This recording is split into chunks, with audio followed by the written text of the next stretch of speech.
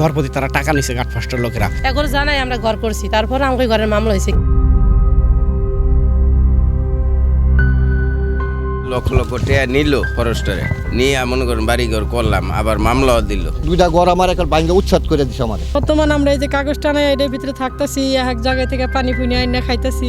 এত টাকা দিয়ে তুলছি, অন কই যাম বাবা, নাতিন নতুন বউ নিলে কই যাম।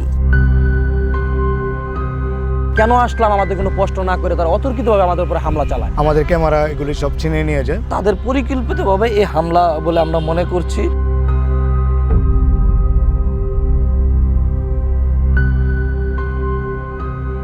বেদখল হওয়া জমির একটা লিস্ট আছে, সেটার পরিমাণ 11,000 একর। ওই জমি কোনোটাই উদ্ধার হয়েছে এমন কোনো তথ্য কিন্তু নাই।